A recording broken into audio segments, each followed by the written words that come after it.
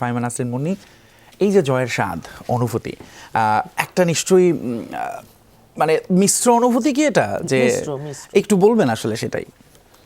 আসলে হয়েছে কি, আমরা তো গত 17 বছরের কম বেশি সময় মনে হতো কি আমার নিজেকে, মানে একজন রাজনৈতিক কর্মী হিসেবে বলছি, যে আমি বোধহয় এই দেশটার একজন দ্বিতীয় শ্রেণীর নাগরিক। কারণ কি, সব কিছুতে আমাদের বিরুদ্ধে আপনি জানেন যে লক্ষাধিক মামলা, আমাদের বিরুদ্ধে এই কোনো কথা বললেই মামলা হয়ে যেত, আদালত অবমাননা আমাদের বিরুদ্ধে যখন গুম হয়েছে আমরা বলা হয়েছে মিথ্যা কথা বলছে। আমরা যখন বলেছি যে এই খুন করছে, বিচার বহির্ভূত হত্যাকাণ্ড, এরপরে যখন আমাদের এই দীর্ঘ যে 20 বছরের যাত্রাটা দেখছেন, 2006 আমি যেটা প্রথমেই বলেছি, তো আজকে 2026-এ এসে যখন একটু একটু বোঝা শুরু করলাম যে না, আমরা ইনশাল্লাহ জিততে যাচ্ছি, তখন আমার কাছে যেমন অসম্ভব আনন্দ, পাশাপাশি অসম্ভব বেদনাও আছে যে এই যে একটা ডেমোক্রেটিক ট্রান্সফরমেশন, এটা আজকে আমাদের দেশনেত্রী যদি থাকতেন, উনি যদি আজকে দেখতেন, এটা আমাদের জন্য অনেক বেশি আনন্দের হতো। নিশ্চয়ই নিশ্চয়ই, বাট তাকে তো আপনারা নিশ্চয়ই মনে রাখবেন, সবসময় থাকবে আপনাদের প্রেরণা হিসেবে।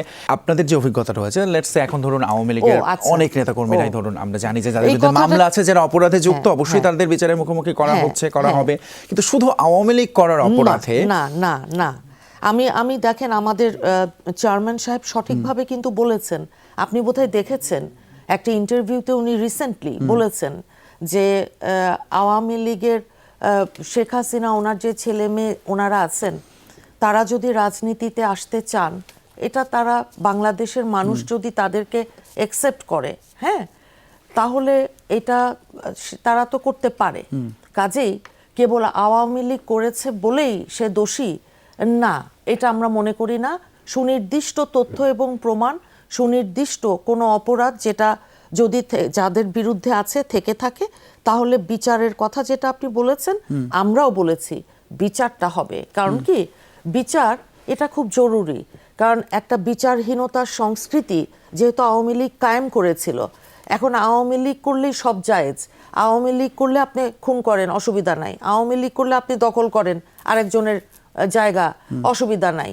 হ্যাঁ, আওয়ামী লীগ করলে মনে করেন আপনার 7 খুন মাপ, ওই জায়গার থেকে আমরা বেরিয়ে আসবো ইনশাআল্লাহ। আপনারা দেখবেন সেটা বিএনপির ক্ষেত্রে অবশ্যই হবে না এরকম প্রত্যাশা আমরা করছি। এক্স্যাক্টলি তাই। আমরা বলেছি বিচার it is a continuous process. আমি তো বিচার অঙ্গনের মানুষ সারা জীবন, বিচার সংস্কার এগুলো চলতে থাকবে। এই প্রসঙ্গে আছে ভালো কথা, হ্যাঁ, আপনাকে এই প্রশ্নটাও খুবই প্রাসঙ্গিক। এই যে বিচারের ক্ষেত্রে তাহলে ধরুন দাবি করানো যে এই সময়ের মধ্যে এখনই হতে হবে বিচার, এইটাকে আসলে আপনারা কিভাবে দেখেন? ন্যায় বিচার বলি না তো, সেটাকে আমরা হয় কি, আমরা বলি কি, আইনের দুটো মানে সেন্টেন্স আছে, বলে যে জাস্টিস হারিড, জাস্টিস বারিড। কবর দিয়ে দিলেন, তাড়াহুড়া করা যাবে না বিচার। আবার justice delayed, justice denied. That's right. এটা হচ্ছে বিচারের মূল কথা। মানে কি, যে তাড়াহুড়া করা যাবে না, আবার খুব বেশি ডিলেও করা যাবে না। তার মানে কি, যেই বিচারে যতটুকু সময় প্রয়োজন আপনাকে সেটুকু দিতে হবে, এবং প্রত্যেকটা মানুষের মনে ওই স্যাটিসফ্যাকশনটা আমাদের আসতে হবে যে আমরা শুধু বিচার করছি হবে না, আপনাদের সবাইকে বলতে হবে ও না, ন্যায় বিচার হচ্ছে। মানে উইদাউট বায়াস, কোনো রকম প্রভাব, কোনো রকম প্রতিপত্তি, কোনো কিছুর বাইরে ন্যায় বিচার, এটা না মানুষ বোঝে, এটা মানুষ জানে।